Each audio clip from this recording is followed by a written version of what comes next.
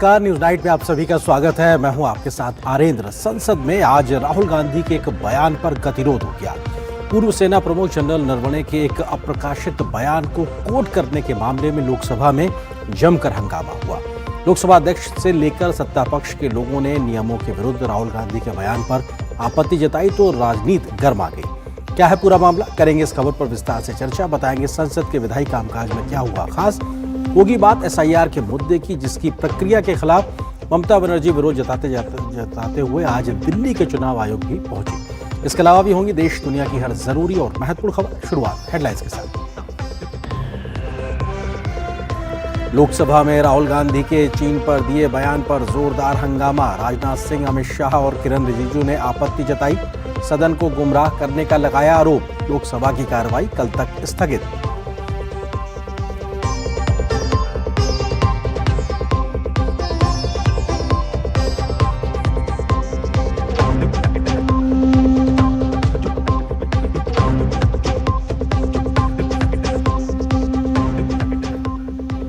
पश्चिम बंगाल में एसआईआर को लेकर सियासी घमासान जारी। एसआईआर सुनवाई प्रक्रिया में पक्षपात के आरोप में बीजेपी का जोरदार प्रदर्शन। सीएम ममता बनर्जी ने दिल्ली में चुनाव आयोग से की मुलाकात। आयोग पर फिर साधा निशाना।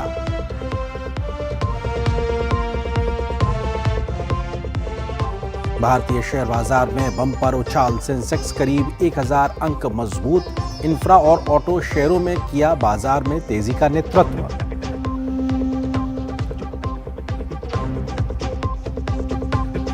मंगलवार से खुल रहा है राष्ट्रपति भवन का अमृत उद्यान। आधिकारिक वेबसाइट पर ऑनलाइन बुकिंग कर 31 मार्च तक सैर का उठा सकते हैं लाभ।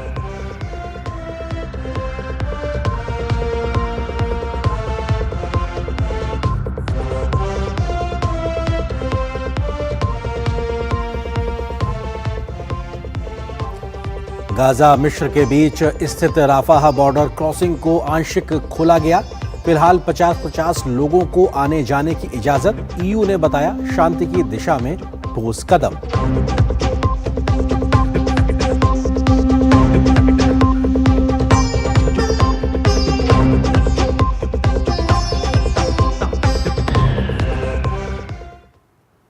और खबर संसद से। लोकसभा में आज राष्ट्रपति के अभिभाषण पर धन्यवाद प्रस्ताव पर चर्चा शुरू हुई।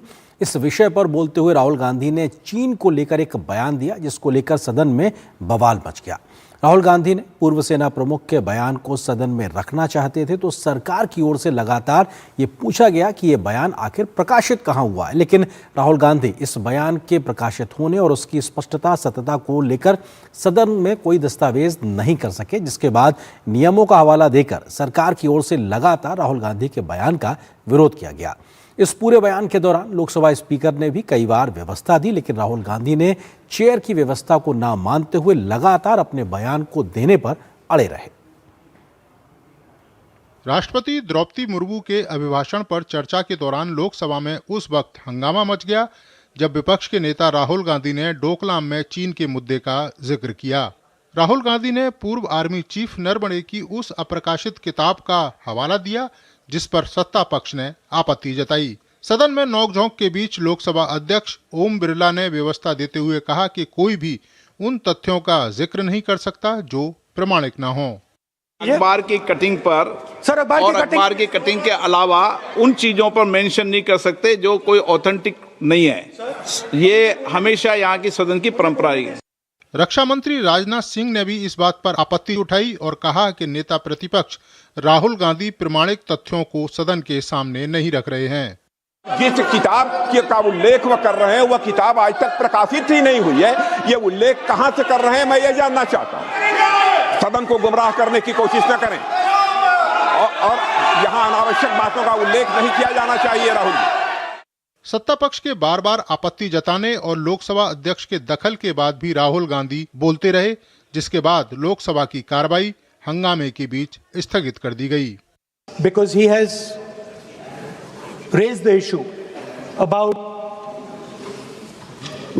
our patriotism, I'd like to start by reading something. And this is from the memoirs of Army Chief Naravane. हंगामे के बीच गृह मंत्री अमित शाह ने भी अपनी बात रखी। माननीय विपक्ष के नेता कह रहे हैं हमें बोला नहीं जा रहा है। आपने एक व्यवस्था दे दी कि नरवणे जी की किताब प्रकाशित नहीं हुई है, जो मैगजीन है उसको कोट नहीं किया जा सकता। फिर उन्होंने मैगजीन और नरवणे जी की किताब के अलावे कैलाश रिज में टैंक, इनको किसने बताया आया था?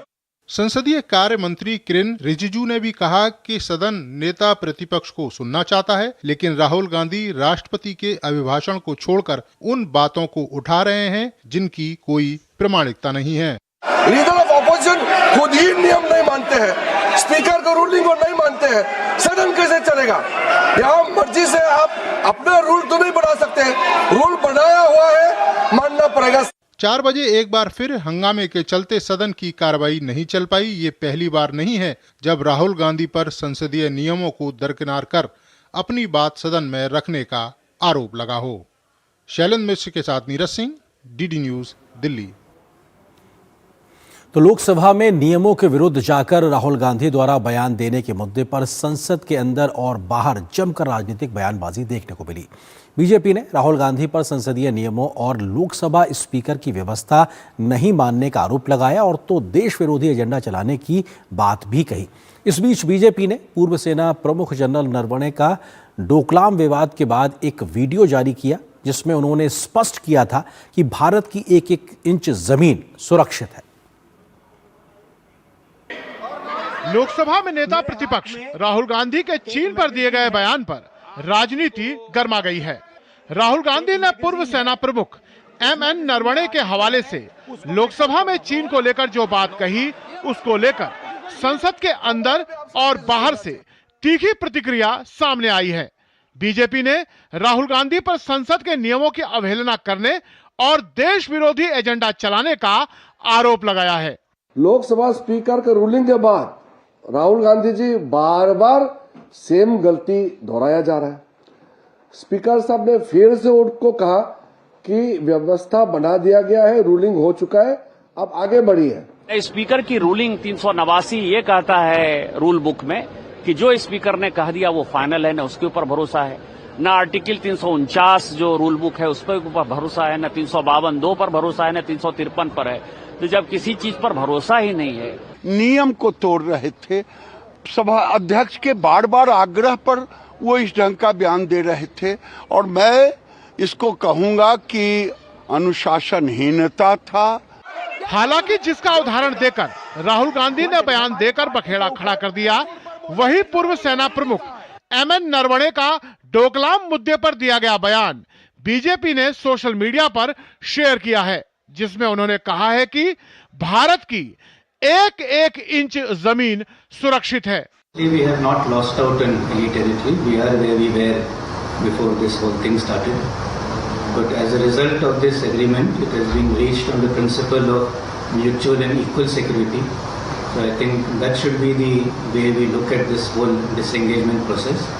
That it is serves the interests of both countries to have a very stable LAC and with less chances of any confrontation taking place. That should be the larger viewpoint that we take. And not an inch has been lost. Not an inch has been lost. इस बीच कांग्रेस नेता राहुल गांधी को बोलने देने की मांग कर रहे हैं, जबकि संसदीय कार्य मंत्री ने कांग्रेस की चीन को लेकर नेहरू के समय से चली आ रही नीति पर सवाल खड़े किए हैं। जो सदन के नियम है, नियमों के अनुसार जो भी सदन में बिजनेस चल रहा होता है, जिस विषय पे बहस होती है, उसको लेकर कुछ भी कोई सदस्य अपनी बात रख सकता है, कोट भी कर सकता है बुक और मैगजीन को। चाहे अक्सर चीन हो, लद्दाख का सीमा हो और अरुणाचल प्रदेश में भी जो हिस्सा 1959 और 1962 में चीन ने जो कब्जा किया, आप कांग्रेस पार्टी आज वापस लेके दे सकता है।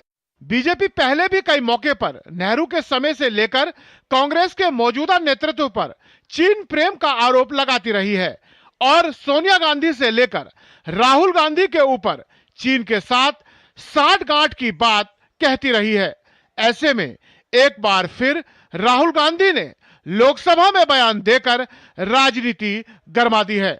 शैलेंद्र मिश्र के साथ bureau report, DD news.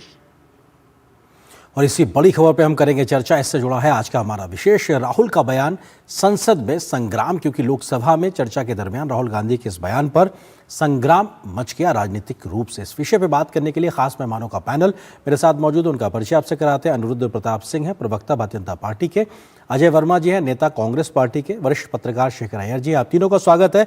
Ajay ji, शुरुआत आपसे। एक बार फिर से राहुल गांधी जी के बयान को लेकर हंगामा हुआ और विषय यह है कि नियमों को उन्होंने नहीं माना, संसदीय व्यवस्था जो दी गई उसको वो लगातार अवहेलना करते रहे। अजय जी।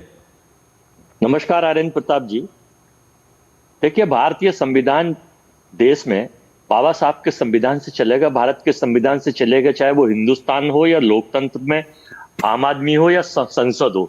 संविधान से ऊंचा कोई भी नहीं है, संसद में भी चुन के लोग भेजते हैं।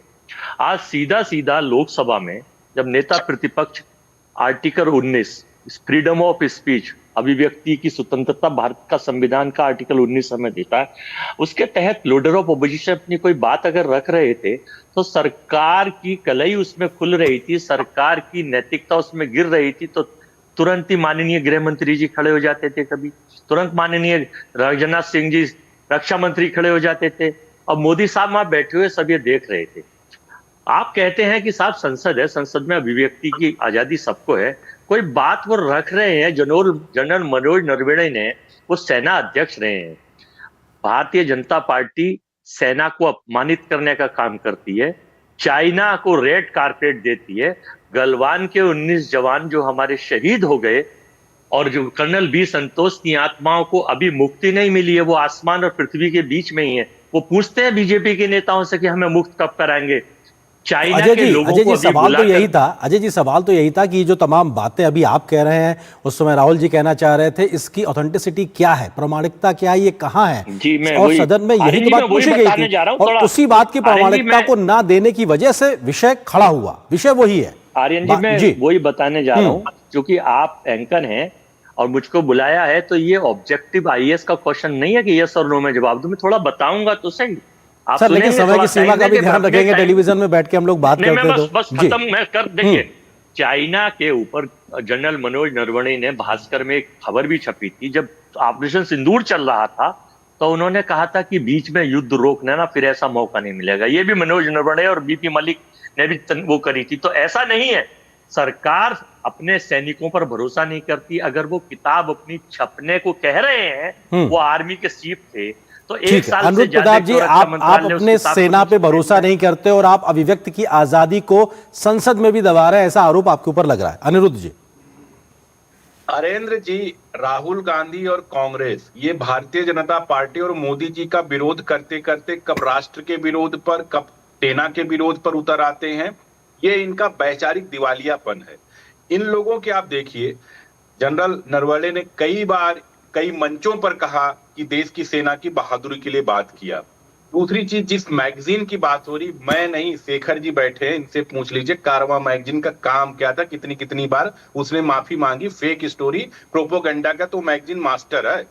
और जो पुस्तक छपी नहीं, एक मैगजीन कवर लेके आप पेगासिस के मामले में उठा के देखिए, यही नाटक किए थे राहुल गांधी। हर 6 महीना तो संसद सत्र चलेगा तो कोई एक ड्रामा लेके चले आएंगे। राफेल के मामले में जाके माफी मांगे, पेगासिस में सुप्रीम कोर्ट ने कहा कि मालवेयर भैया कहीं मोबाइल में जमा कर दो। नहीं, मैं कुछ क्वेश्चंस पूछना चाहता हूं कांग्रेस प्रवक्ता से। लेकिन अनिरुद्ध जी वो ये कह रहे हैं कि अगर वो गलत बयानी कर भी रहे थे तो आप उनके खिलाफ जो आपके पास संवैधानिक अधिकार है आप उसका इस्तेमाल कर लीजिए, लेकिन उनकी बात को रखने का मौका तो दीजिए। वो ये कह रहे हैं।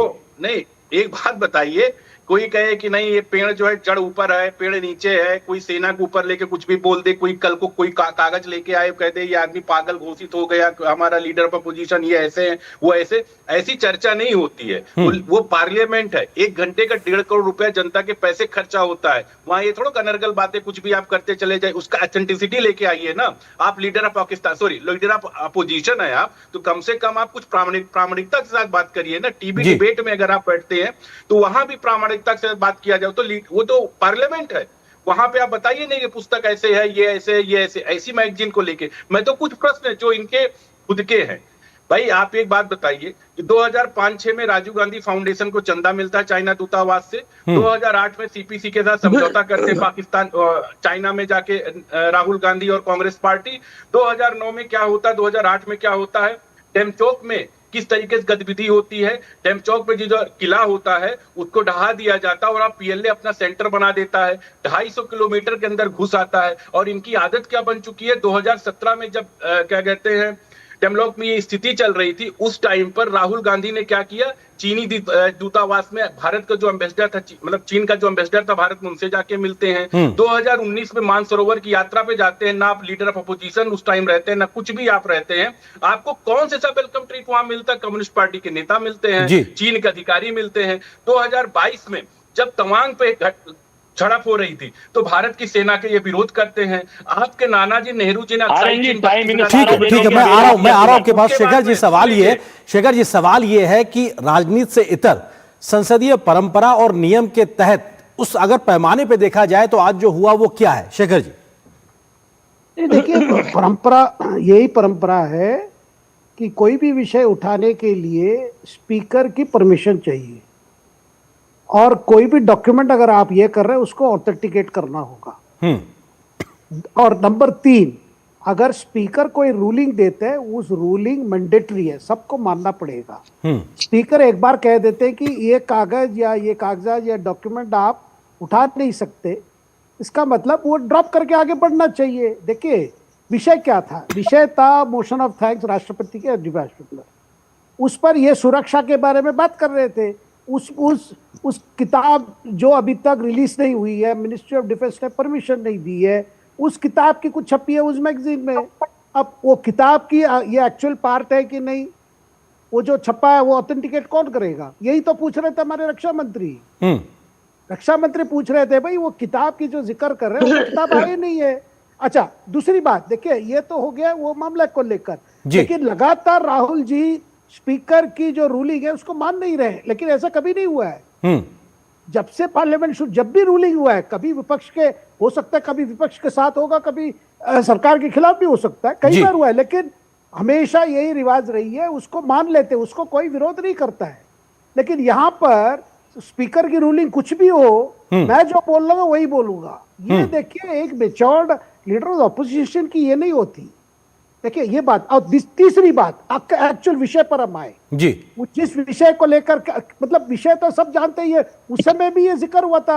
ये आपके जनरल नवरे ने भी इंटरव्यू दिए और जो वहां पे जो उत्तर सेना के जो कमांडर थे जनरल वाईके जोशी, उन्होंने भी इस पर कई इंटरव्यूज दिए रिटायर होने के बाद जी। वो क्या विषय सिंपल था भाई, चाइनीज वाले आगे आ रहे थे तो हमने वॉच किया और फिर जैसे उनको प्रिवेंट करने के लिए हमने प्रिवेंटिव कर दिया, पूरा आर्मरी आर्टिलरी करके वो जी, यही तो हुआ है। ठीक है, सवाल यही खड़ा होता है। अजय जी जल्दी से, सवाल यही है कि जब संवैधानिक व्यवस्थाओं, संसदीय परंपराओं के तहत चेयर अगर कोई व्यवस्था दे रही है तो क्यों लगातार व्यवस्था के बाद राहुल जी उस बात को नहीं मान रहे? अपनी हठधर्मिता एक तरीके से वो दिखा रहे हैं, एलओपी के पद की मर्यादा के विपरीत जाकर वो चेयर की व्यवस्था को नकार रहे हैं। इस उनके व्यवहार पर सवाल खड़े हो रहे हैं। अजय जी देखिए, सत्ता पक्ष को और उन लोग, देखिए पत्रकार महोदय हैं, अपनी बात इन्हें रखनी थी, रख दी। ज्ञानी प्रवक्ता बीजेपी ने भी रखी है, मैं भी रखना चाहता हूं। देखिए, अपने बीजेपी के लोग अपने पक्ष को रखेंगे, हमें अपने पक्ष रखने क्यों नहीं दिया जा रहा? एक नंबर सवाल। इनके सांसद तेजस्वी सूर्य किसी भी चीज पर सवाल उठा सकते थे, उन पर नियम लागू नहीं हुआ था, वो भी कोट कर सकता हूं मैं। प्रधानमंत्री जी जब चाइना गए थे तो उन्होंने कहा था मैं चीन का आभार व्यक्त करता हूं। किस लिए आभार व्यक्त कर रहे थे साहब? चाइना जब दुश्मन कंट्री है, चालबाज है, इसलिए आभार व्यक्त कर रहे थे कि गुजरात में सबसे ज्यादा पैसा चाइना ने लगा रखा है। सीपीसी से इनके क्या संबंध है? अभी बुलाकर रेड कार्पेट अरुण सिंह ने दिया उनको बीजेपी कार्यालय में, बीजेपी के लोगों से इनकी झालर का बहिष्कार करवाते, चाइना मुर्दाबाद कराते और चाइना को रेड कार्पेट देते। सर विषय उसके बाद कि राहुल जी आज संसद की व्यवस्था क्यों नहीं मान रहे थे, मैं उस सवाल पे आ रहा हूं। आप चले गए कि साहब उनके साथ संबंध है, उनके आचरण पे सवाल खड़ा हो रहा है कि वो व्यवस्था क्यों नहीं मान रहे जी। चाइना का गुणगान कर रहे थे, ऑपरेशन सिंदूर में पाकिस्तान की मदद कर रहा था, इस बात का धन्यवाद नहीं तो क्या इस बात के लिए नहीं तो क्या अगर वो चाइना को थैंक यू बोल रहे हैं, तो क्या राहुल जी इस वजह से संसदीय परंपराओं को नहीं मानेंगे? ये लॉजिक है सर क्या? गलवान में शहीदों की नहीं अजय जी बताइए ना, अगर वो चाइना को थैंक यू कह रहे थे बकौल आपके, तो क्या राहुल जी संसदीय परंपराओं को नहीं मानने का उनको वो एक सर्टिफिकेट मिलता है? सीपीसी से इनके क्या संबंध है? अरे सर आप सुनिए नहीं रहे, आपसे सवाल क्या कर रहा हूं? अरुण सिंह, श्रीमती सरोज इनकी एमपी। अरे सर वो पब्लिक डोमेन में, कोई इसमें छुपी रुकी बात नहीं, आपको नया तथ्य नहीं बता रहे। मैं आपसे सवाल कर रहा हूं, आज के मुद्दे को लेकर राहुल जी लगातार चेयर की अवहेलना कर रहे थे, उनके संसदीय आचरण पे सवाल है, मैं आपसे सवाल वो कर रहा हूं। आरएनजी वही सवाल का जवाब दे रहा हूं, मैं पहले उनका दे दूं क्या इनके अरुण सिंह साहब? अरे सर आप फिर उधर चले गए, आप राहुल जी के संसदीय आचरण पे जवाब ही नहीं दे रहे सर। क्या करेंगे? अब मैं राहुल जी की बात, ठीक है अनुरूप जी वो कह रहे हैं कि साहब आप तो चाइना को थैंक यू बोलते हो, चाइना के साथ आपके संबंध हैं, इसलिए आप उनको बोलने नहीं देते। सुन लीजिए अजय जी सर, आप देखिए मैं आपको लगातार समय दे रहा था, आप अपनी बात नहीं रख रहे थे, आप एक तरीके से राजनीतिक तकरीर करने लगे। अब आप कह रहे हैं मुझे सुन लीजिए, और समय की सीमा होती है सर। अनुरूप जी हाँ प्लीज। साहब वो किताब नहीं छपी है, जेफरी एप्स्टन की फाइल में तो मेल आया है और नरेंद्र मोदी साहब का नाम आया है। अरे अनुज जी आप अपनी बात पूरी करिए। ठीक है अजय जी, आपने समय रहते अपनी बात का जवाब नहीं दिया, आप उस मसले पे आए ही नहीं कि राहुल जी के संसदीय आचरण पे आप जवाब दें, आप अन्य विषय पे चले गए। अब समय की मर्यादा है। अनुज जी पार्लियामेंट फ्लोर पे है क्यूज क्रिएट करने का। मैं डंके के चोट पर कांग्रेस से पूछना चाहता हूं, 2019 से 2024 तक राहुल गांधी रक्षा समिति के सदस्य थे। बताइए रक्षा समिति के सदस्य में कितनी बैठक में पार्टिसिपेट किया? अगर वो नेशन की सिक्योरिटी को लेकर इतने कंसर्न थे, अगर डिफेंस को लेकर इतने कंसर्न थे, बता दें कितनी बैठक किए? मैं चुनौती के साथ देता हूं, उन्होंने 0 बैठक किया। वो लोग क्या करते? बैठक करते नहीं, पब्लिक डोमेन में आके खड़े होते हैं, मीडिया डिबेट में चिल्लाते हैं या एक्स के पोस्ट पे चिल्लाते हैं। बता दीजिए आप कांग्रेस के प्रवक्ता ने, बताइए ना कितनी बैठक किया 2019 से 2024 में? रक्षा समिति के सदस्य थे वो, स्टैंडिंग कमेटी के। अगर उनका इतना कंसर्न था देश के सिक्योरिटी को लेके, आप कुछ करते नहीं, बैठक करते नहीं, चीन के साथ चुपके गलमैया कर लेते। नाना ने 32,000 किलोमीटर दे दिया, इस्तीफा दे दिया। ठीक है शेखर जी सवाल यह है कि कई बार ऐसे पीछे कई मौके रहे हैं जहां पे राहुल गांधी के संसदीय आचरण और खासतौर से एलओपी बनने के बाद के उनके संसदीय आचरण को लेकर सवाल उठते हैं, और ये एक तरीके से मौका जुड़ गया आज का। सबूत या कहा जाए तथ्यों से इतर अपनी राजनीतिक बात को रखना, फिर उसके सापेक्ष में तथ्य सबूत ना दे पाना, ये एक लंबी फहरिस्त के तौर पे जुड़ता हुआ दिखाई पड़ रहा है राहुल गांधी के साथ में। शेखर जी नहीं हरेंद्र जी, एक ये बेजिम्मेदारी है। देखिए आप, और विषय क्या है? देखिए आप सुरक्षा को लेकर अच्छी तरह बोलिए, सरकार को आलोचना करने में कोई रोक नहीं है, क्योंकि बार बार आज भी मौका दिया गया। लेकिन आपके लिए आपकी टॉकिंग पॉइंट्स केवल वही आर्टिकल ही है तो मुश्किल पड़ रहा था। देखिए आप फिर आलोचना कीजिए, लेकिन एक तीसरी बात कहना चाहता हूं हरेंद्र जी, जब भी हम देश की सुरक्षा को लेकर बात कर रहे हैं, हमारी सेनाओं को लेकर बात कर रहे हैं, ये जिम्मेदारी बनती है सरकार को भी और विपक्ष को भी और मीडिया को भी, सबको भी। कुछ भी बात हम बोले लिखे जो भी करें, हम हमारी जो सेना वहां पे तैनात है उनके मनोबल न टूटे जी। देखिए 62 में जो हुई थी उसको लेकर कभी पार्लियामेंट में बहस हुई क्या?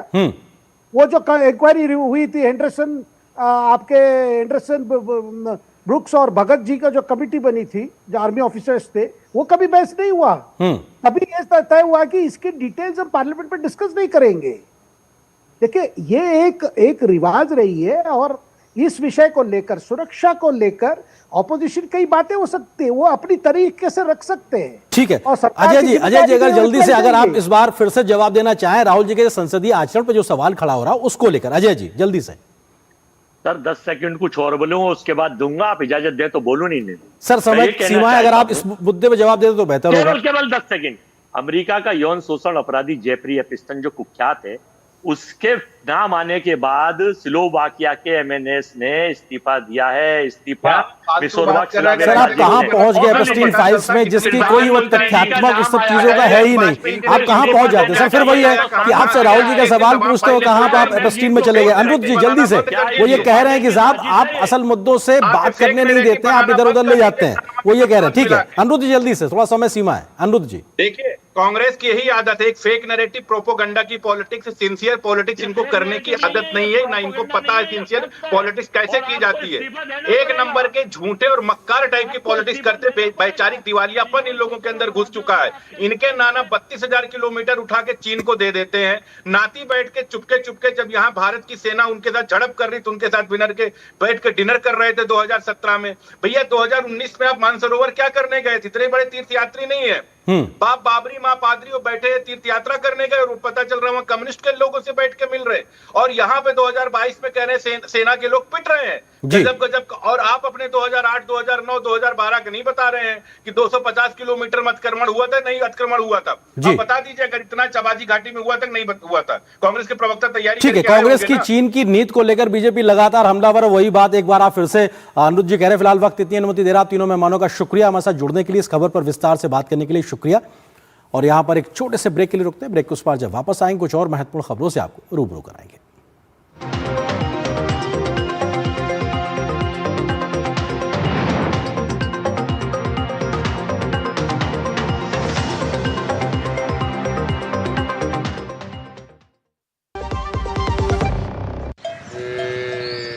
वाह, गाय तुम्हारी माता है ना? तो पशुहार के नाम पर जहर क्यों खिलाता है? अनसन हटा, दिल से खिला, सिर्फ कपिला, देश का नंबर 1 पशु आहार। संडे को भी लैपटॉप पे लगे हो? अरे काम वाम छोड़ो, लाइफ में थोड़ा इंटरेस्ट लो। आपके लिए रिक्लाइनर चेयर ऑर्डर कर रहा हूँ, ये देखो। अरे इतनी महंगी चेयर क्यों ले रहा है? आप ही कहते हो लाइफ में ज्यादा इंटरेस्ट लो। अब जब ज्यादा इंटरेस्ट मिल रहा है तो कहीं खर्चने तो दो। ज्यादा इंटरेस्ट?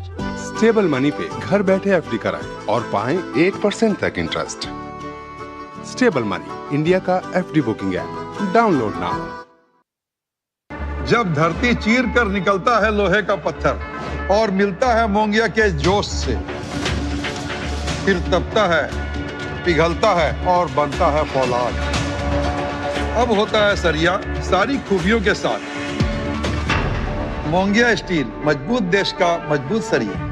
आज मक्खी खाने का बहुत मन था पर बीच में आ गए घोष बाबू। बोले आज तक एक भी मक्खी नहीं मारा है, पर एक दिन किस्मत ने उन्हें बड़ी जोर से कसकर मारी। जब 1,60,000 का बिल आया, बोले शाबाश। हेलो रंजन, क्लेम भी अप्रूव हो गया ताड़ाताड़ी। कार इंश्योरेंस लेना महंगा नहीं होता है, नहीं लेना महंगा पड़ सकता है। वाह घोष बाबू, अच्छा किया मोटर इंश्योरेंस लिया। अच्छा किया इंश्योरेंस लिया। टिंग टिंग, अम्मा मैसेज। मैं आपके मौसा के चाचा का नाती का पोता, शादी का कार्ड मैसेज में भेजा है, डाउनलोड करिए और आशीर्वाद दीजिए। मैं तो आपको जानती भी नहीं, फिर भी शादी का कार्ड खोलूं? मैं मूर्ख नहीं हूँ। क्या बात है अम्मा। यूपीआई कहता है अगर कोई अनजान नंबर से फाइल या लिंक भेजे तो क्लिक मत करो और कहो मैं मूर्ख नहीं।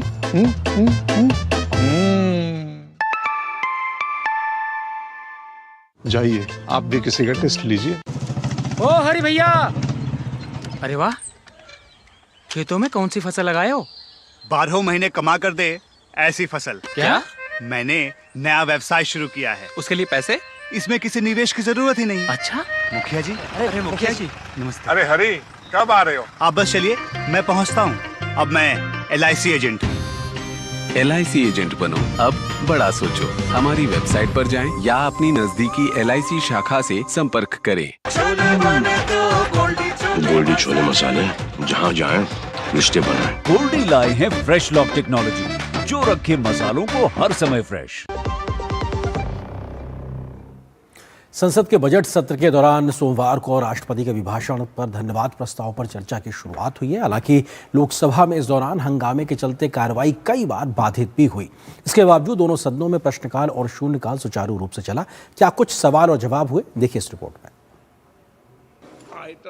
सोमवार को लोकसभा में राष्ट्रपति के अभिभाषण पर धन्यवाद प्रस्ताव पर चर्चा की शुरुआत केंद्रीय मंत्री सर्बानंद सोनोवाल ने की। उसके बाद बीजेपी सांसद तेजस्वी सूर्या ने चर्चा को आगे बढ़ाया, जबकि राज्यसभा में चर्चा की शुरुआत बीजेपी सांसद सदाकांत मास्टर ने की। अभिभाषण पर चर्चा के दौरान सत्ता और विपक्ष की तरफ से कई सदस्यों ने अपनी जोरदार तरीके से बात रखी। Honorable President says in her address, my government is institutionalizing transparency and honesty in systems. In the last 1 year, my government has provided benefits worth more than 6.75 lakh crore rupees directly to the beneficiaries through direct benefit transfer. 2011 के UPA जमाने में राष्ट्रपति जी कहे, she has said that the benefits intended for the poor are not reaching them in the right measure. And here in 2026, the government has delivered 6.7 lakh crore rupees in direct benefit transfers in the account to the people of this country. ये 12 साल होने के बाद जो महामहिम राष्ट्रपति का अभिभाषण मोदी जी कार्यकाल में रहा है, इन्होंने 2014 में कहा सबका साथ सबका विकास, फिर उसे बढ़ा दिया सबका विश्वास 2019 में, और अब कहा जा रहा सबका प्रयास। मैं माननीय सदानंद जी से माता साहब से पूछना चाहता हूं, ये सब में क्या अल्पसंख्यक शामिल हैं? इससे पहले संसद के दोनों सदनों में प्रश्नकाल में कई सवालों के उत्तर भी दिए गए। राज्यसभा में शून्यकाल में कई मुद्दे भी उठाए गए। देश में बच्चियों की पढ़ाई अच्छी हो रही, इन दिनों में स्कूलों में लड़कों की तुलना में जीआर में लड़की अच्छा आ रही है, ये एक शुभ संकेत देश के लिए है। इसको ध्यान में रखते हुए उच्च शिक्षा में भी बच्चियां स्टेम एजुकेशन में अच्छा कर रहे हैं। इसी को आगे बढ़ाने के लिए आदरणीय वित्त मंत्री जी बीते कल बजट में भारत की सभी जिलों में एक अत्याधुनिक गर्ल्स हॉस्टल की प्रबंधन किया है। इसलिए हमारी सरकार बच्चियों के लिए, गर्ल्स स्टूडेंट्स के लिए कमिटेड है। जहरीला पानी पीने की जो आप बात कर रहे हैं, तो आप देखिए कि WHO का रिपोर्ट कहता है कि नल से जल देने के कारण जो शुद्ध पानी लोगों को मिला, उसके कारण जो लोगों के 8.4 लाख करोड़ रुपया आरोग्य के लिए अपना खर्च होता था, उसके अंदर बचत हुई है। जो हर साल जो बच्चे बाहर जाते थे, जो पानी मिलता था वो पीते थे, उनके कारण भी उनको हर साल 60,000 बच्चे की मौत होती थी, उसको भी रोका गया है। संसद के दोनों सदनों में मंगलवार को भी राष्ट्रपति के अभिभाषण पर धन्यवाद प्रस्ताव पर चर्चा आगे जारी रहेगी। दोनों सदनों में चर्चा का उत्तर प्रधानमंत्री मोदी देंगे। संसद भवन से राजेश राज के साथ अमरेंद्र गुप्ता की रिपोर्ट, डीडी न्यूज। और यहाँ पर एक और छोटे से ब्रेक के लिए रुकते हैं। ब्रेक के उस पार आके कुछ और महत्वपूर्ण खबरों से आपको रूबरू कराएंगे।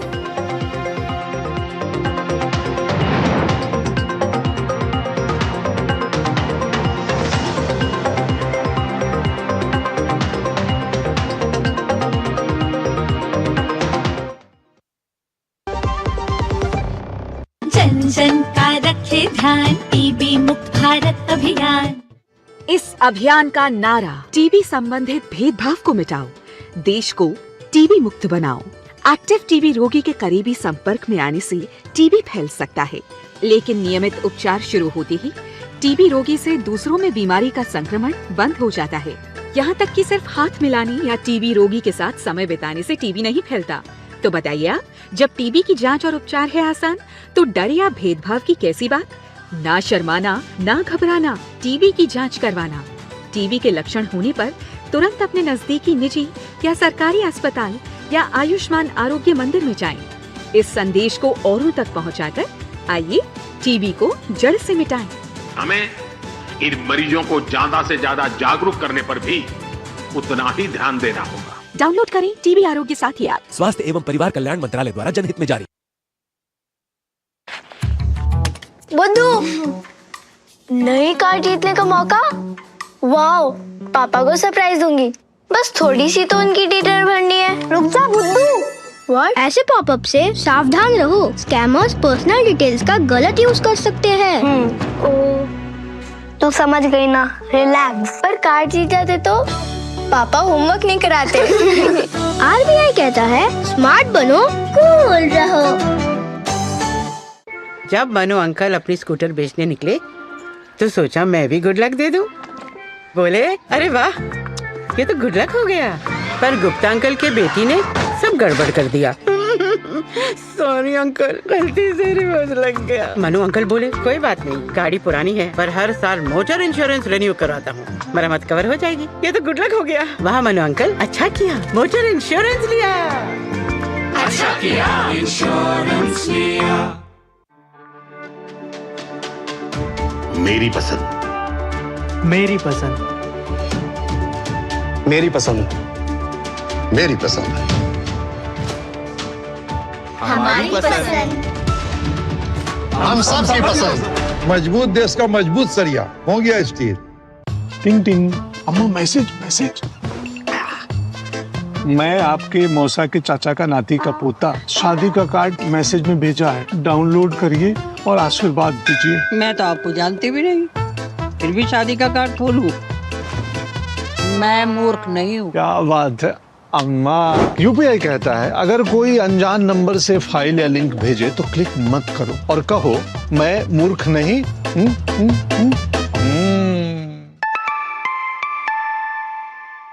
जाइए आप भी किसी का टेस्ट लीजिए। गोल्डी छोले मसाले, जहाँ जाए रिश्ते बनाए। गोल्डी लाए हैं फ्रेश लॉक टेक्नोलॉजी, जो रखे मसालों को हर समय fresh.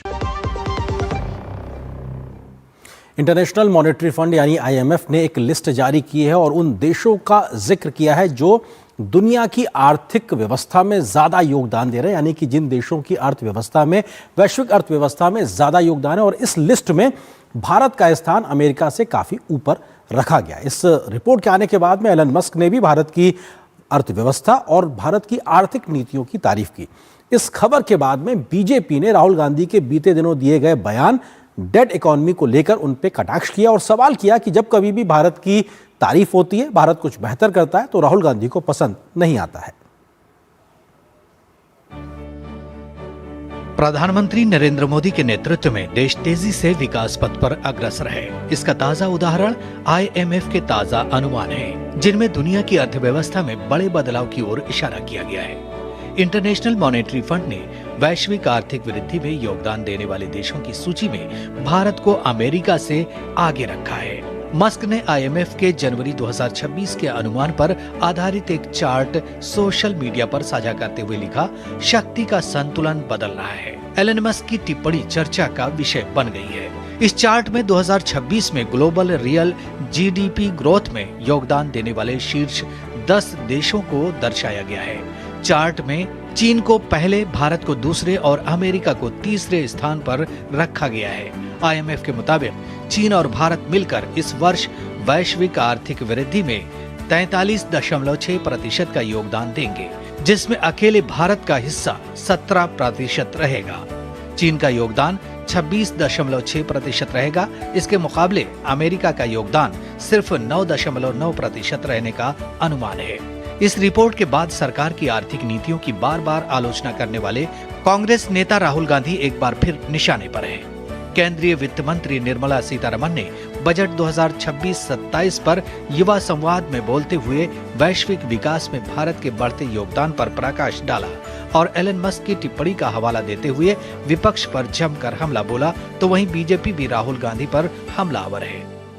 Elon Musk takes the IMF data to say, wow, China contributes 26% of growth in GDP, global GDP. India contributes 17%. What does that convey? I will say this from my side in the parliament, but India's opposition should also understand that this is the kind of strength that India has acquired now. Rahul Gandhi कहते हैं अर्थव्यवस्था मर चुकी है, पर पूरी दुनिया राहुल गांधी को फैक्ट चेक दे रही है। आईएमएफ ने डेटा डाला है और इलॉन मस्क ने बताया कि बैलेंस ऑफ पावर बदल रहा है, पर फिर भी राहुल गांधी की आंख नहीं खुल रही। इतना ही नहीं, केंद्रीय संसदीय कार्य मंत्री किरण रिजिजू ने मस्क के पोस्ट को शेयर करते हुए लिखा, मैं आमतौर पर उन बयानों पर रिएक्ट नहीं करता जो भारतीयों ने नहीं दिए हैं। मैं एलन मस्क को सिर्फ इसलिए कोट कर रहा हूं ताकि राहुल गांधी जी को यह समझा सकूं कि सरकार की आलोचना करना एक लोकतांत्रिक अधिकार है, लेकिन भारत को बदनाम ना करें और भारत की उपलब्धियों को कभी कम ना आंकें। प्राउड इंडियन बने। जब दुनिया आर्थिक अस्थिरता से गुजर रही है, ऐसे में वैश्विक मंच पर भारत की ग्रोथ का जिक्र करना वाकई काबिले तारीफ है। विपक्ष को भी मस्क की टिप्पणी पर ध्यान देना चाहिए। Bureau report, DD news. और यहाँ पर एक छोटे से ब्रेक के लिए रुकते हैं। ब्रेक के उस पार जब वापस आएंगे तो खबर दिखाएंगे कि SIR के मसले पर बंगाल से लेकर दिल्ली तक किस प्रकार से मचा है सियासी संग्राम। खबर पर विस्तार से नजर छोटे से ब्रेक के बाद।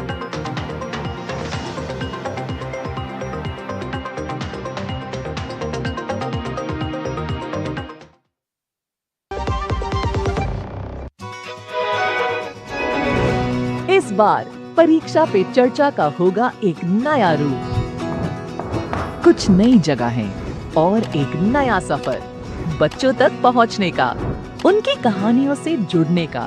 ये हमने ऐसा अपने सपने में भी नहीं सोचा था कि नरेंद्र मोदी जी खुद हमसे मिलेंगे। यहाँ स्ट्रेस होगा कम और स्माइल्स होंगी ज्यादा। आपके लिए चाय तो मुझे चाय बनानी होगी। तो तैयार हो जाएं, आ रहा है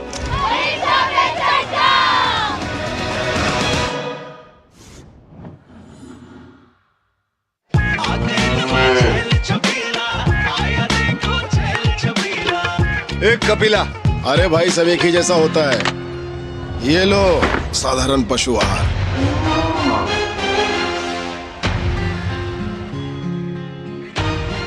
इस देश की हर माँ, बच्चे, बूढ़े, जवान, खिलाड़ी, डॉक्टर, इंजीनियर, सबको गाय भैंस की दूध की शक्ति पर भरोसा है। पर जब इन पशुओं को कपिला पशु आहार मिलेगा तभी तो दूध सिर्फ ज्यादा ही नहीं, शक्ति से भरपूर भी होगा। और ये सच जानते हुए चंद पैसों के लिए तुम देश का भरोसा तोड़ दो। कपिला पशु आहार, देश का नंबर 1 पशु आहार। जब धरती चीर कर निकलता है लोहे का पत्थर और मिलता है मोंगिया के जोश से, फिर तपता है, पिघलता है और बनता है फौलाद। अब होता है सरिया सारी खूबियों के साथ। मोंगिया स्टील, मजबूत देश का मजबूत सरिया। जब मनु अंकल अपनी स्कूटर बेचने निकले तो सोचा मैं भी गुड लक दे दूं। बोले अरे वाह ये तो गुड लक हो गया, पर गुप्ता अंकल के बेटी ने सब गड़बड़ कर दिया। सॉरी अंकल, गलती से रिवर्स लग गया। मनु अंकल बोले कोई बात नहीं, गाड़ी पुरानी है पर हर साल मोटर इंश्योरेंस रिन्यू करवाता हूँ, मरम्मत कवर हो जाएगी। ये तो गुड लक हो गया। वाह मनु अंकल, अच्छा किया मोटर इंश्योरेंस लिया। अच्छा किया इंश्योरेंस लिया। टिंग टिंग, अम्मा मैसेज। मैं आपके मौसा के चाचा का नाती का पोता, शादी का कार्ड मैसेज में भेजा है, डाउनलोड करिए और आशीर्वाद दीजिए। मैं तो आपको जानती भी नहीं, फिर भी शादी का कार्ड खोलूं? मैं मूर्ख नहीं हूँ। क्या बात है अम्मा। UPI कहता है अगर कोई अनजान नंबर से फाइल या लिंक भेजे तो क्लिक मत करो और कहो मैं मूर्ख नहीं।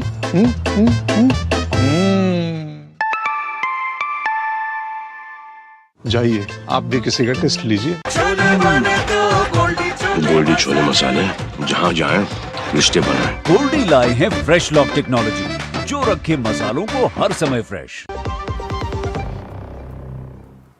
और ब्रेक के बाद अब बात करते हैं SIR की, जिसको लेकर बंगाल से लेकर दिल्ली तक सियासी संग्राम मचा हुआ है।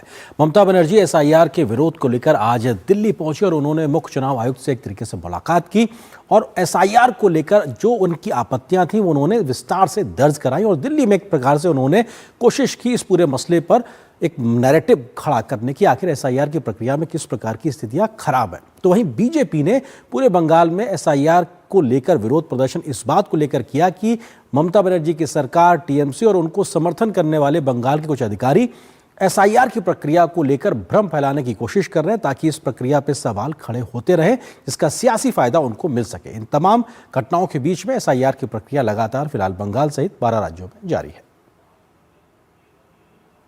पश्चिम बंगाल की राजनीति इन दिनों स्पेशल इंटेंसिव रिवीजन के इर्द गिर्द घूम रही है। SIR प्रक्रिया के चलते पूरा राज्य दो खेमों में बंट गया है।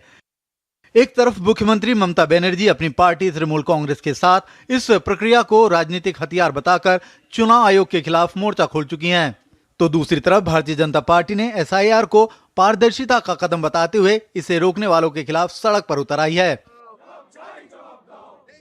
पश्चिम बंगाल की सड़कों पर बीजेपी जोरदार प्रदर्शन कर ममता सरकार की मंशा पर सवाल खड़े कर रही है। चोर मचाया शोर। दरअसल भाजपा ने एसआईआर प्रक्रिया में राज्य प्रशासन के अधिकारियों के एक वर्ग की भूमिका पर सवाल उठाते हुए कई जगह प्रदर्शन किया। बीजेपी का आरोप है कि एसआईआर की सुनवाई प्रक्रिया में राज्य प्रशासन के कुछ अधिकारी निष्पक्ष रूप से काम नहीं कर रहे हैं। इसका सब काम जिस तरीके से जमात का सरकार कर रहा है बांग्लादेश में, उस तरीके से काम कर रहा है। और यहाँ बंगाली और भारतीय संस्कृति नहीं, अरबी संस्कृति को लाने के लिए कोशिश कर रहा है। आपने इसलिए Mamata Banerjee she is losing her ground, her the region she is now crying. Bhajpa का आरोप है कि ये भी टीएमसी के नेताओं और आईपैक के निर्देश पर जानबूझ के नामों के वर्तनी में गलती करवाकर आम लोगों को सुनवाई के लिए बुला रही है और उन्हें परेशान कर रही है। इसकी एक तस्वीर राजधानी दिल्ली में देखने को मिली।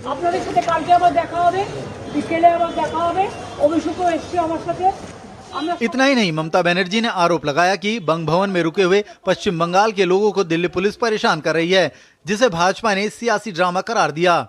ममता बनर्जी हमेशा ही ड्रामा करती है, ये तो नई कोई चीज नहीं है। यहाँ पे आके भी ड्रामा किया। उन्होंने पहले सुबह बोला कि दिल्ली पुलिस बंग भवन के अंदर घुसकर एक एक लोगों को एक एक रूम में जाके पूछताछ कर रही थी।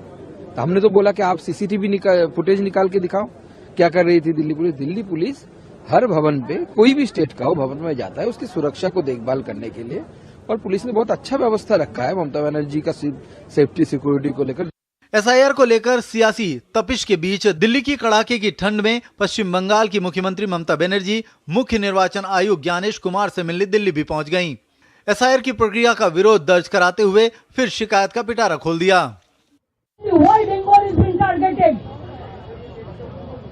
लोकतंत्र में इलेक्शन होता है, डेमोक्रेसी का फेस्टिवल, और आपने क्या किया? पहले 58 लाख लोगों को वोट दिया, निकाल दिया, और उनको आप डिफेंड भी करने नहीं दिया। एक तरफ ममता बनर्जी चुनाव आयोग को कटघरे में खड़ा कर रही हैं, वहीं मुख्य चुनाव आयुक्त ने कहा कि पश्चिम बंगाल सरकार ने एसआईआर से संबंधित जो सवाल उठाए हैं उन सभी के जवाब दिए गए हैं। साथ ही उन्होंने समझाया कि सब कुछ कानून के तहत हो रहा है, जो भी कानून को अपने हाथ मिलेगा उसके साथ सख्ती से निपटा जाएगा। चुनाव आयोग ने सख्ती इसलिए अपनाई है क्योंकि टीएमसी विधायक खुलेआम चुनाव अधिकारियों को धमकाते नजर आ चुके हैं। ईआरओ और बीडीओ कार्यालय में तोड़फोड़ की घटनाएं भी हुई हैं। ऐसे में ममता बनर्जी कानून व्यवस्था बनाए रखने की बजाय चुनाव आयोग पर दबाव की राजनीति कर रही हैं। पश्चिम बंगाल की ममता सरकार पर तुष्टीकरण और रोहिंग्यों को शरण देने के आरोप लगते रहे हैं। ऐसे में सवाल यह है कि क्या पश्चिम बंगाल सरकार फर्जी मतदाताओं को बचाने के लिए चुनाव आयोग पर दबाव बना रही है? ऋषि कुमार के साथ सौरभ दत्ता की रिपोर्ट, डीडी न्यूज। और यहाँ पर एक और छोटे से ब्रेक के लिए रुकते हैं। ब्रेक के उस पार कुछ और महत्वपूर्ण खबरों के अलावा होगी बात मौसम के मिजाज की। आखिर कहाँ पे हो रही बर्फबारी और कहाँ पे है शीतलहर का कहर, खबर पर विस्तार से नजर छोटे से ब्रेक के बाद।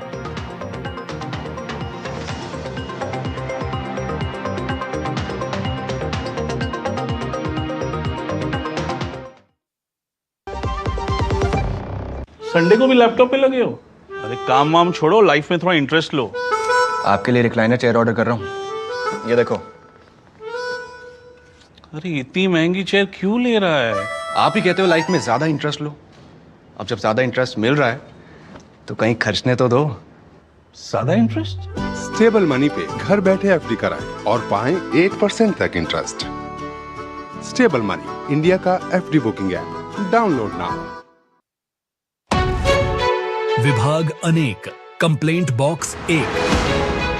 किसी भी सरकारी दफ्तर, विभाग या बैंक से जुड़ी शिकायत के लिए pgportal.gov.in पर जाएं, रजिस्टर करें, संबंधित विभाग चुनें, शिकायत दर्ज करें और ट्रैकिंग आईडी नोट करें। एसएमएस या ईमेल पर एक्नॉलेजमेंट पाएं और शिकायत का जवाब सीधे मंत्रालय से प्राप्त करें। अब तक 1 करोड़ 12 लाख से अधिक भारतीयों ने भरोसा जताया। सीपी ग्राम्स, आपकी हर शिकायत का हल। अभी शिकायत दर्ज करें pgportal.gov.in। इच्छाओं की कोई उम्र नहीं होती, आज हो या कल आंखों में हरदम चमकती। कल भी रहे आज के ठाट, ना हो टेंशन रिटायरमेंट के बाद। हाँ करनी है तैयारी, एनपीएस जरूरी है। LIC युवा प्रोफेशनल्स के लिए लाए हैं नवजीवन श्री। करें नियमित प्रीमियम का भुगतान, जीवन बीमा का आनंद लें। प्राप्त करें प्रीमियम के प्रतिशत पर गारंटीकृत एडिशंस। अपने वित्तीय लक्ष्यों के अनुरूप मैच्योरिटी पर गारंटीकृत धनराशि पाएं। मौजूदा पॉलिसी धारकों के लिए आकर्षक अतिरिक्त लाभ। आज ही खरीदें। टिंग टिंग, अम्मा मैसेज। मैं आपके मौसा के चाचा का नाती का पोता, शादी का कार्ड मैसेज में भेजा है, डाउनलोड करिए और आशीर्वाद दीजिए। मैं तो आपको जानती भी नहीं, फिर भी शादी का कार्ड खोलूं? मैं मूर्ख नहीं हूँ। क्या बात है अम्मा। UPI कहता है अगर कोई अनजान नंबर से फाइल या लिंक भेजे तो क्लिक मत करो और कहो मैं मूर्ख नहीं।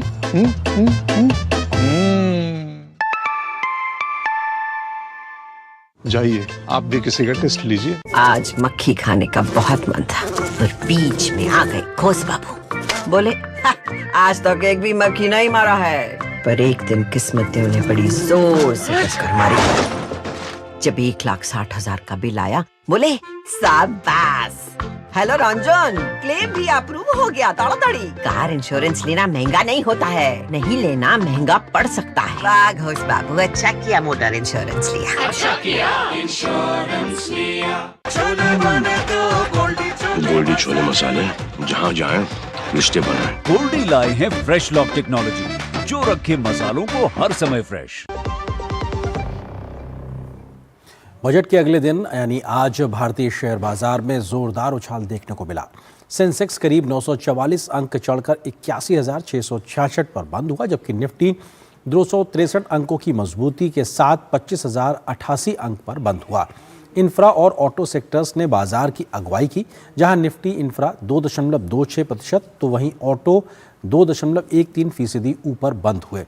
PSE, oil and gas, metal जैसे सेक्टर्स में भी अच्छी तेजी देखने को मिली। हालांकि IT और हेल्थ केयर सेक्टर्स थोड़े कमजोर बंद हुए। मिड कैप और स्मॉल कैप इंडेक्स में भी 1% तक की बढ़त आज दर्ज की गई। राष्ट्रपति भवन का अमृत उद्यान 3 फरवरी से 31 मार्च तक आम जनता के लिए खुला रहेगा।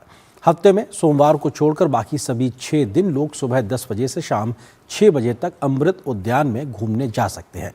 प्रतिदिन आखिरी एंट्री शाम को 5 बजे तक की जाएगी। सोमवार से के अलावा 4 मार्च को होली के कारण उद्यान बंद रहेगा। रक्षा कर्मियों के लिए 3 मार्च को अमृत उद्यान खुला रहेगा। वरिष्ठ नागरिक 5 मार्च को घूमने जा सकते हैं। महिलाओं और आदिवासी महिला स्वयं सहायता समूह के लिए 10 मार्च की तारीख तय की गई है। 13 मार्च को दिव्यांगजनों के लिए उद्यान खुला रहेगा।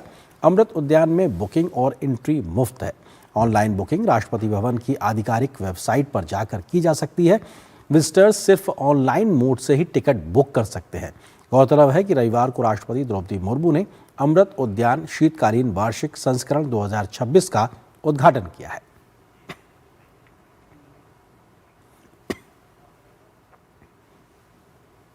बात मौसम के मिजाज की। देश के पहाड़ी और उत्तरी मैदानी राज्यों में सर्दी का सितम जारी है। जहां पहाड़ों पर बर्फबारी हो रही है तो मैदानी राज्यों में बारिश से लेकर शीतलहर ने कहर बरपाया हुआ है। जम्मू कश्मीर, हिमाचल, उत्तराखंड में बर्फबारी ने मुश्किलें बढ़ा दी हैं तो मैदानी राज्यों में कड़कड़ाती ठंड कम होने का नाम नहीं ले रही। उत्तर भारत में मौसम लगातार सर्द बना हुआ है। पहाड़ों में बर्फबारी के कारण मैदानी क्षेत्र में शीतलहर का दौर जारी है। कई राज्यों में सर्दी के साथ साथ बारिश और कोहरे का असर देखा जा रहा है। दिल्ली NCR में आने वाले दिनों में हल्की बारिश की उम्मीद है। राष्ट्रीय राजधानी में सोमवार सुबह घना कोहरा छाया रहा। दिल्ली में न्यूनतम तापमान 10 डिग्री सेल्सियस के आसपास रहा। वहीं पंजाब और हरियाणा में सोमवार को न्यूनतम तापमान सामान्य के करीब दर्ज किया गया। राजस्थान में कई जगह बारिश हुई है। मौसम विभाग के अनुसार अभी ये दौर जारी रह सकता है। इस दौरान कहीं कहीं ओलावृष्टि भी हो सकती है। सक्रिय वेस्टर्न डिस्टर्बेंस के कारण पहाड़ी राज्यों में कई क्षेत्रों में बर्फबारी देखी गई है। कश्मीर घाटी में 40 दिन की कड़ी सर्दी चिल्लाई कला के खत्म होने के बाद से रात के तापमान में हल्की बढ़ोतरी देखी गई, लेकिन घाटी में शीतलहर जारी है। उत्तराखंड के केदारनाथ धाम में एक बार फिर जोरदार बर्फबारी हुई। हिमाचल प्रदेश में पश्चिमी विक्षोभ के असर से हुई बर्फबारी और बारिश ने पूरे राज्य में ठंड का प्रकोप बढ़ा दिया। कई स्थानों पर तापमान 0 से नीचे चला गया। पश्चिमी विक्षोभ के चलते दिल्ली, राजस्थान, पंजाब, हरियाणा और कश्मीर में शीतलहर, ओलावृष्टि और बर्फबारी की चेतावनी जारी है। कुछ जगहों पर हल्की बारिश भी हो सकती है। मौसम विभाग ने लोगों को सतर्क रहने और मौसम की स्थिति को ध्यान में रखकर अपनी यात्रा और अन्य योजनाएं बनाने की सलाह दी है। Bureau report, TD news. तो मौसम की इसी खबर के साथ न्यूज नाइट के आज के इस अंक में बस इतना ही। मुझे और मेरी पूरी टीम को दीजिए अनुमति। नमस्कार।